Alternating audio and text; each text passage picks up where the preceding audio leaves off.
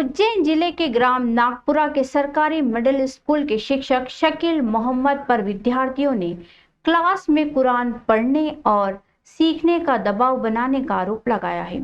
छात्रों ने बताया कि शिक्षक ने भारत माता की तस्वीर जला दी और देवी देवताओं की तस्वीरें तोड़ दी। छात्रों ने यह भी बताया कि शिक्षक शकील मोहम्मद ने 11 जुलाई 2025 को स्कूल में भारत माता की तस्वीर जलाई और माता सरस्वती, गणेश जी एवं अन्य महापुरुषों की तस्वीरें तोड़ दी। शिक्षक ने छात्रों को धमकी दी कि अगर उन्होंने इस घटना के बारे में किसी को बताया तो उन्हें जान से खत्म कर दिया जाएगा। छात्रों ने यह भी आरोप लगाया है कि शिक्षक उन्हें कुरान पढ़ने और नमाज पढ़ने के लिए मजबूर करते हैं। इस घटना की जानकारी लगते ही हिंदूवादी संगठन के कार्यकर्ताओं ने थाने का घेराव किया और शिक्षक के खिलाफ कार्यवाही की मांग की है। झारड़ा पुलिस ने रोहित राठौर की शिकायत पर शिक्षक शकील मोहम्मद के खिलाफ मामला दर्ज कर लिया है। शिक्षक को आज कोर्ट में पेश भी किया गया। एडिशनल मयूर खंडेलवाल ने बताया कि शिक्षक शकील मोहम्मद के खिलाफ भारत माता की तस्वीर जलाने और छात्रों को धर्म विशेष के प्रति प्रभावित करने के मामले में प्रकरण दर्ज कर जांच में लिया गया है। पुलिस इस मामले में आगे की कार्रवाई कर रही है और जांच पूरी होने पर उचित निर्णय लिया जाएगा। जर्किन फोड़ी दी थी सब ने, फिर उन्होंने वो कनागाई झंडा था नहीं तो उन्होंने ले नहीं सब वाला वाले કરીને जलाई दीदा ने, फिर उन्होंने बच्चा बच्ची की दीवार पे ले नहीं ऊंचा देखे उनके ने, फिर उनके के ने क्या माँ बाप के तुम पैर पड़ते हो ने, सारों के पैर पड़ते इससे अच्छे दिल से करया करो, नहीं तो मस्जिद में जाके तुम वहाँ से अल्लाह के नाम आज देन किताब बोलिए ना। हाँ ने किताब में आपको किताब रहूँगा तो आप किताब पढ़ना हो तो के कौन सी किताब के कहना है कि अल्लाह की किताब लोगों को उनके काबू में करने जा रहे थे। शुरू से आया था तो पहला तो काई बिन की दूँ, फिर 2-3 दिन मैंने बात की थी कि तुम मेरे घर चलना ने, वो ने मस्जिद है ना, मस्जिद में ले जाऊँगा ने, तुम क्या है इसमें पर पेड़ छूते हो सर के इनके, ये तो बेकार काम है। न जाए क्या मंदिर में पानी ठुकरा जाता है, तुम गला दुखता है, ऐसे ऐसे करते ये थोड़े तस्वीर पूरी मेरी जो है नहीं कहीं झंडा उन्होंने जला अच्छा पग में ले पाँव में ले राजू तक छोड़ा नहीं तोकिन के मैं पाड़े का मांस खाता हूँ। थाना झाड़ा पर एक सूचना प्राप्त हुई कि वहाँ पर शकील मोहम्मद नाम का व्यक्ति जो शासकीय विद्यालय नागपुरा में पढ़ाता है, वहाँ पर इस तरह के वक्तव्य देता है, एक धर्म का समर्थन और दूसरे धर्म का समर्थन, इस तरह का आवेदन प्राप्त हुआ था, जिस पर तत्काल ही माननीय पुलिस अधीक्षक महोदय के निर्देश पर FIR दर्ज कर ली गई है और संबंधित व्यक्ति को हिरासत में ले लिया गया है और उससे पूछताछ की जा रही है। कुछ तस्वीरें भी जलाई है और ध्वज भी जलाया गया है बच्चों का। इस संबंध में जो भी जानकारी हमको मिली है उस पर आगे इन्वेस्टिगेशन की जा रही है और जल्दी सारी चीज़ें की जाएंगी। उज्जैन में बड़नगर रोड के मोहनपुरा में नकली खाद पोषक तत्व बनाने के अवैध गोदाम पर प्रशासन और कृषि विभाग के अधिकारियों की जिला स्तरीय टीम ने दबिश दी। टीम ने यहां पंचनामा बनाकर जब्ती की कार्यवाही की और गोदाम संचालक के खिलाफ महाकाल थाने में प्रकरण दर्ज करवाया है। ये कार्यवाही शिकायत के आधार पर और कलेक्टर रोशन कुमार सिंह के मार्गदर्शन में की गई। दोपहर करीब 3:30 बजे SDO कृषि BS अर्गल, सहायक संचालक कृषि कमलेश राठौर, वरिष्ठ कृषि विकास अधिकारी सुबोध कुमार पाठक और कृषि विस्तार अधिकारी घनश्याम पाटीदार ने मोहनपुरा में दबिश दी। टीम को मैसर्स हरियाली एग्रो नामक गोदाम के भीतर 3 कर्मचारी भी मिले। गोदाम में कई ड्रम, केमिकल के पैकेट, विभिन्न प्रकार का रॉ मटेरियल आदि सामान बिखरा व पैकिंग के रूप में था। टीम ने यहां पौधा वृद्धि नियंत्रक एवं अन्य तत्वों की पैकिंग होती पाई। गोदाम के संचालक आजाद नगर निवासी राजीव भार्गव से जब इसकी परमिशन के बारे में पूछा गया तो वे संचालन से जुड़ा कोई भी दस्तावेज व लाइसेंस प्रस्तुत नहीं कर पाए। ऐसे में टीम ने मौके पर मिली सभी सामग्री की सूची तैयार कर पंचनामा बनाकर सुपुर्दगी दे दी है। वरिष्ठ कृषि विभाग अधिकारी सुबोध कुमार पाठक ने बताया कि गोदाम अवैध रूप से संचालित हो रहा था। यह आवश्यक वस्तु अधिनियम 1955 की धारा 3/7 के तहत अपराध की श्रेणी में आता है। महाकाल थाना प्रभारी को मामले में अपराध दर्ज करने के लिए आवेदन दिया गया, जिस पर संचालक के खिलाफ प्रकरण दर्ज कर लिया गया है। कलेक्टर रोशन कुमार सिंह ने बताया कि बड़नगर रोड पर खाद व पोषक तत्व का अवैध गोदाम संचालित हो रहा था। जांच के बाद FIR दर्ज करवाई गई है। ये कृषि अधिकारी हैं उज्जैन के सुबोध पाठक, इनके द्वारा कल अवगत कराया गया कि जब अपने नियमित क्रम में बड़नगर रोड पर एक शेड का निरीक्षण करने गए थे, वहाँ पर राजीव भार्गव की फर्म काम करती है। वो अमानक ढंग से खाद का निर्माण करते हुए उन्होंने पाया। कल उन्होंने एक प्रतिवेदन तैयार कर थाना महाकाल पुलिस को अवगत कराया। हम लोगों ने संज्ञान लेकर भारतीय न्याय संहिता 118(5) और आवश्यक वस्तु अधिनियम 3/7 में मामला पंजीबद्ध किया है। इसमें सारे बिंदु जो है, ये खाद का निर्माण कब से कर रहे थे, क्या क्या इसमें इंग्रेडिएंट्स होने चाहिए या नहीं होने चाहिए, कितनी मात्रा में, कहाँ से सप्लाई करते थे, किसको सेल करते थे, सारे बिंदु जो है हम लोग प्राइमरीली अभी जांच कर रहे हैं। उज्जैन शहर ने स्वच्छता सर्वेक्षण 2024 में एक और बड़ा सम्मान हासिल किया है। शहर को 3 से 10 लाख जनसंख्या श्रेणी में सुपर स्वच्छता लीग का प्रथम पुरस्कार मिला है। ये पुरस्कार महामहिम राष्ट्रपति जी द्वारा दिल्ली के विज्ञान भवन में आयोजित एक भव्य समारोह में प्रदान किया गया। समारोह में राज्य मंत्री प्रतिमा बागरी, महापौर मुकेश टटवाल, निगम अध्यक्ष कलावती यादव और निगम आयुक्त आशीष पाठक को शील्ड और प्रमाण पत्र देकर सम्मानित किया गया। ये पुरस्कार उज्जैन शहर की स्वच्छता और सफाई के प्रति प्रतिबद्धता का प्रतीक है। महापौर मुकेश टटवाल, निगम अध्यक्ष कलावती यादव और आयुक्त आशीष पाठक ने सभी सफाई मित्रों, कर्मचारियों और अधिकारियों को इस उपलब्धि के लिए बधाई दी है। साथ ही उन्होंने नगर के समस्त नागरिकों को अपनी विशिष्ट सहभागिता से स्वच्छता सर्वेक्षण में इस उपलब्धि को दिलाए जाने पर आभार व्यक्त किया है। उल्लेखनीय कि उज्जैन को 3 लाख से 10 लाख जनसंख्या श्रेणी सुविधा में प्रथम पुरस्कार प्राप्त हुआ है। ये पहली बार है जब सुपर स्वच्छता लीग का आयोजन किया गया और उज्जैन का नाम इसमें सम्मिलित होना एक बड़ी उपलब्धि है।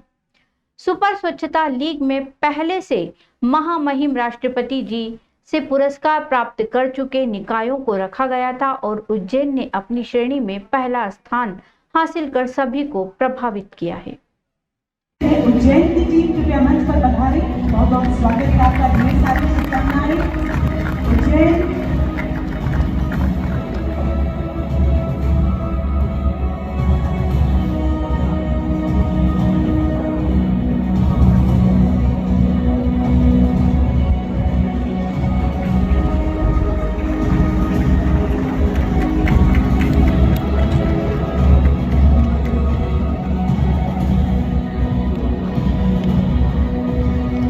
निवेदन है गांधीनगर की टीम से कि कृपया आप मंच पर पधारें। जय श्री महाकाल।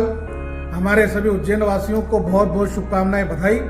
आप सभी के प्रयासों से, हमारे सफाई मित्रों की अथक मेहनत से, हमारे जनप्रतिनिधियों के मार्गदर्शन में और हमारे अधिकारियों की कार्यकुशलता के कारण आज हमारा उज्जैन शहर स्वच्छ सुपर लीग में देश में प्रथम स्थान प्राप्त किया है। 3 से 10 लाख की आबादी में महामहिम राष्ट्रपति जी ने आज हमारे शहर को सम्मानित किया है। हमारे सफाई मित्रों के कार्यक्रमों की प्रशंसा की है।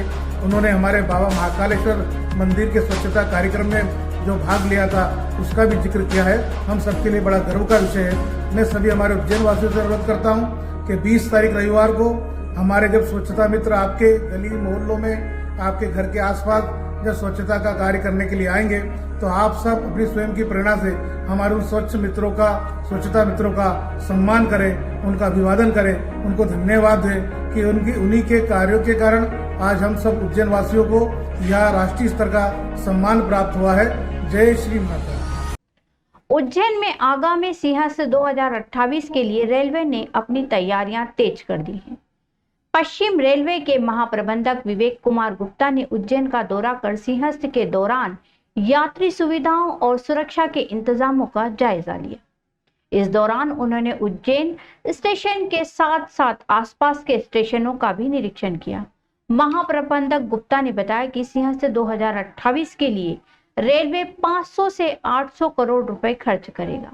इस राशि से उज्जैन स्टेशन पर विभिन्न विकास कार्य किए जाएंगे, जिनमें प्लेटफॉर्म नंबर 8 का विकास और रेलवे गेट का निर्माण शामिल है। इसके अलावा टिकट विंडो और यात्रियों के ठहरने के लिए होल्डिंग एरिया भी बनाया जाएगा। आसपास के कुल 5 स्टेशंस का हम लोगों ने निरीक्षण किया। नाईखेड़ी, मोहनपुरा, विक्रमनगर, चिंतामन गणेश और बाद में हम लोगों ने पिंगलेश्वर और पवासा स्टेशन और विस्तृत निरीक्षण उज्जैन स्टेशन का भी किया गया। सिंहस्थ मेला एक बहुत बड़ा पर्व होने वाला है 2028 में। रेलवे की बहुत महत्वपूर्ण भूमिका है और स्थानीय प्रशासन के साथ हमारे अधिकारियों ने पहले ही वार्ता की हुई थी। कुछ विशेष कार्य रेलवे से संबंधित हम लोगों को सैंक्शन करने हैं, उन कार्य को एग्जीक्यूट करना है अगले 2 साल के टारगेट में। इसके बारे में जो भी फिजिबिलिटी है, जो भी उसमें और इम्प्रूवमेंट हो सकता है, उसके बारे में मैंने स्वयं देखा। अभी हम उन सब कार्यों को बहुत ही शीघ्रता से सैंक्शन करेंगे। हमारा टारगेट है 1 महीने में सारे कार्य सैंक्शन कर दिए जाएंगे, जिनकी लागत 500 से 800 करोड़ रुपए करीब आंकी गई है। उसमें हम लोगों ने प्रावधान रखा है, यदि कार्य कुछ और ज़्यादा होंगे उतना भी हम सैंक्शन कर सकते हैं। रेलवे मंत्रालय से भी हमें पूरी इसके बारे में समर्थन, पूरा सहयोग मिल रहा है। सिंहस्थ के दौरान उज्जैन के साथ साथ आसपास के स्टेशनों पर भी विशेष सुविधाएं प्रदान की जाएंगी। इन स्टेशनों में विक्रमनगर, पिंगलेश्वर, चिंतामन गणेश और नई खेड़ी शामिल हैं। इन स्टेशनों पर यात्रियों के ठहराव और अन्य सुविधाओं के लिए विशेष इंतजाम भी किए जाएंगे। उज्जैन के सांसद अनिल फिरोजिया ने महाप्रबंधक गुप्ता से मुलाकात की और यात्री सुविधाओं पर चर्चा भी की। उन्होंने उज्जैन इंदौर के बीच ट्रेनों की संख्या बढ़ाने की मांग की है और आसपास के स्टेशनों पर सिंहस्थ को दृष्टिगत रखते हुए कार्यों को शीघ्र शुरू करने को कहा है। इधर निरीक्षण के दौरान मंडल रेल प्रबंधक अश्विनी कुमार की तबीयत बिगड़ गई, जिन्हें बाद में अस्पताल में भर्ती कराया गया। पीआरओ खेमराज मीणा ने बताया कि डीआरएम के स्वास्थ्य में सुधार है।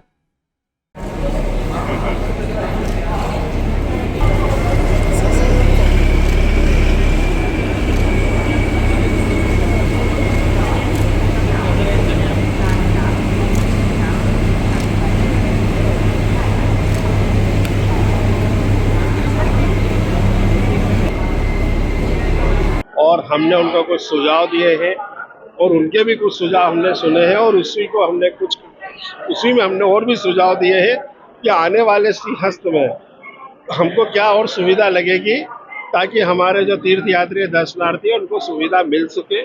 और कुछ ट्रेनों की मांग रखी है तो उन्होंने आश्वासन दिया है कि वो ट्रेनें भी वो जल्दी चलाएंगे। जैसे इंदौर फतेहाबाद उज्जैन जो मेमो चल रही है उसके हमने बोला है कि 2 फेरे और हमको लगेंगे। उन्होंने कहा कि जल्दी से जल्दी उसके हम निर्णय करा रहे हैं। उसके बाद जो मेला गाड़ी थी जो नागदा में दिन भर खड़ी रहती थी कोविड के बाद, उसको रतलाम तक कर, कोटा से नागदा और नागदा से रतलाम, तो उसको नागदा से रतलाम के लिए करने का हमने उनसे मांग रखी और उन्होंने उसको भी आश्वासन दिया कि उसको करेंगे। और जीएम साहब ने एक चुमेला वाली गाड़ी का भी हमने उनसे मांग रखी है कि उसको भी उज्जैन तक करा जाए। और बड़नगर के लिए भी हमने कुछ मांग रखी है। अभी हमको माननीय जीएम साहब ने एक जानकारी और दी जो मैं शुरू से मांग कर रहा था। तो उज्जैन से अभी अम्बेडकर नगर से उज्जैन होते हुए दिल्ली जो ट्रेन दी है, हमने मुंबई की भी मांग रखी थी।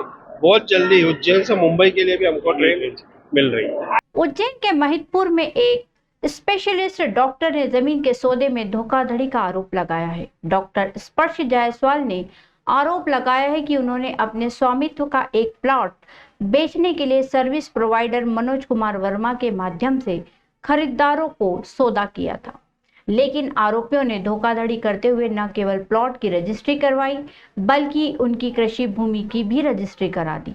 डॉक्टर जायसवाल ने बताया कि उन्होंने अपने पिता डॉक्टर जगदीश चंद्र जायसवाल को ऑनलाइन सेंटर पर बुलाया गया था, जहां आरोपियों ने उनके साथ धोखाधड़ी करते हुए कृषि भूमि का विक्रय पत्र गलत मोबाइल नंबर और ईमेल नंबर डालकर संपादित करवा दिया। डॉक्टर का कहना है कि उन्होंने कृषि भूमि को बेचने के लिए कोई दस्तावेज नहीं दिए थे, फिर भी आरोपियों ने जालसाजी करते हुए ऑनलाइन दस्तावेज निकलवाकर विक्रय पत्र बनवा लिया।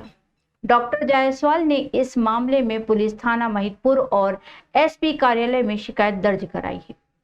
पुलिस मामले की जांच कर रही है। डॉक्टर को आशंका है कि सर्विस प्रोवाइडर मनोज कुमार वर्मा ने रजिस्ट्रार कार्यालय के उप पंजीयक और बाबू के साथ साठ गांठ कर धोखाधड़ी की है। इस मामले में वरिष्ठ पंजीयक रितंबरा द्विवेदी और उप पंजीयक प्रज्ञा शर्मा से बात करने की कोशिश की गई, लेकिन उनसे बात नहीं हो पाई। उप पंजीयक प्रज्ञा शर्मा ने बताया कि उन्हें इस संबंध में प्रेस वार्ता के बाद ही जानकारी मिली है, इससे ज्यादा उन्हें कोई जानकारी नहीं है। ये जो धोखा हुआ है ये मेरे पिताश्री के साथ हुआ है, डॉक्टर जगदीश जायसवाल। ये महिदपुर तहसील का मामला है जहाँ पे उन्होंने अपनी 40 साल सेवाएं दी हैं। इसमें एक्चुअली डबल रजिस्ट्री का मामला है। इसमें ये हुआ है कि हमसे पूरे सौदे की बात, एग्रीमेंट पे मेंशन चेक, ये सारी चीज़ें जो हुई वो 900 स्क्वायर फीट के भूखंड के बारे में हुई, और वो तो रजिस्ट्री हुई उसके साथ, और 1 मिनट 13 सेकंड के अंतराल से एक 5 बीघा कृषि भूमि जिसकी कभी कोई बात नहीं हुई उसकी भी रजिस्ट्री हो गई। ये कैसे हुआ ये मुझे नहीं पता, बट जब मैंने इसके बारे में रिसर्च किया तो रजिस्ट्री जिस नंबर पे मोबाइल नंबर के थ्रू या ईमेल आईडी के थ्रू हुई है वो दोनों ही हमारे नहीं हैं। ईमेल आईडी भी उन्होंने चेंज कर दी है। जो रजिस्ट्री के 4 पन्नों में ईमेल आईडी, फ़ोन नंबर, आधार कार्ड से लिंक्ड है वो मेरे पिताश्री को बिलोंग नहीं करते। उसके सारे साक्ष्य मैंने आपको दिए हैं, वो आपके पास आ चुके हैं कि जिस पे सिर्फ एक चीज़ आई, आइरिस स्कैन हुआ और कुछ भी नहीं हुआ। वो आइरिस स्कैन के 2 सक्सेसफुल होने के ईमेल्स आए जो 1 मिनट 13 सेकेंड्स में आए और बैक टू बैक ये रजिस्ट्री हो गई। मुझे लगता है कि ये बहुत सारे लोगों के साथ ये स्कैम हुआ होगा। ये संपदा 2.0 जिसको इजी लाइफ बनाने के लिए आए हैं, प्रशासनिक अधिकारियों ने मेरा बहुत साथ दिया और बहुत अच्छे से कार्रवाई की। ये जिन्होंने की है वो बहुत ही ऑर्गेनाइज क्राइम है, बहुत ही क्लीन सेट किया है कि हमको पता नहीं है किससे हुआ। उनके नाम अगर मैं बताऊं तो सर्विस प्रोवाइडर और ब्रोकर हमारी तरफ से जो था वो था मनोज वर्मा, उनकी तरफ से ब्रोकर और सर्विस प्रोवाइडर जो था वो था लखन शर्मा। रजिस्ट्रार ऑफिस के भी काफ़ी लोग इसमें इन्वॉल्व होंगे। क्रेता और क्रेता के जो गवाह थे, मेरे भाई को अंदर नहीं घुसने दिया, वो भी चारों लोग जो हैं जिनके नाम हैं नारायण सिंह पिता चंदर सिंह ग्राम सोमचेड़ी, राजपाल सिंह पिता जोरावर सिंह ग्राम बिराम खेड़ी, और हमने इसमें जिनको बनाया है वो रजिस्ट्रार साहब प्यारेलाल सोलंकी व बाबू कटलाना को भी इसमें हमने इन्वॉल्व। उज्जैन नगर निगम ने वर्षाकाल के दौरान शहर में होने वाली समस्याओं के समाधान और बाढ़ प्रबंधन के लिए तैयारियां शुरू कर दी हैं। महापौर मुकेश टटवाल ने नगर निगम मुख्यालय में MIC सदस्यों और निगम अधिकारियों के साथ बैठक कर तैयारियों की समीक्षा की। तत्काल समाधान के लिए दिए निर्देश। महापौर ने अधिकारियों को निर्देश दिए कि बारिश के समय नागरिकों द्वारा दर्ज कराई गई शिकायतों का तत्काल समाधान किया जाए।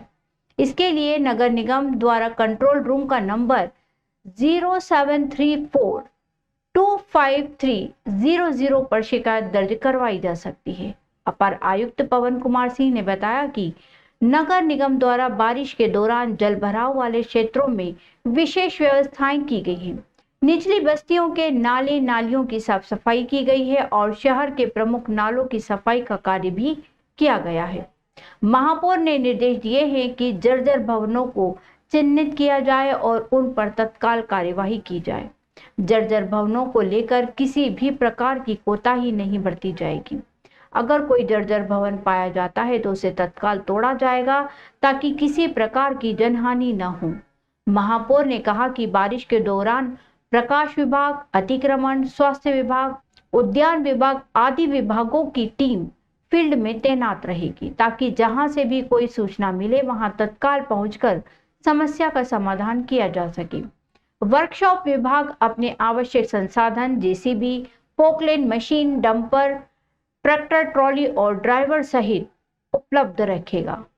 आज हमने जो बारिश का समय प्रारंभ हो चुका है, बारिश हो रही है, तो बारिश में जिस प्रकार की नागरिकों को समस्या आती है, चाहे वो पानी भरने को लेकर के हो, लाइट को लेकर के हो, सफाई को लेकर के हो या आवारा पशुओं को लेकर के, उन सारे विषयों को लेकर के आज बैठक आयोजित की गई थी। और जो हमारा कंट्रोल रूम है, कंट्रोल रूम के माध्यम से जो सारे कार्रवाई जो करते हैं वो सब हम उसको लेकर के विश्लेषण किया गया और हमने निर्देश दिए कि जो भी हमारे कंट्रोल रूम पे जो भी शिकायत आए उसका तुरंत हम निराकरण करें। ये चिंतामन थाना क्षेत्र के ग्राम आकासोदा में एक वृद्ध ने खेत पर शराब पीने के बाद जहर खा लिया, जिससे उसकी इलाज के दौरान मौत हो गई।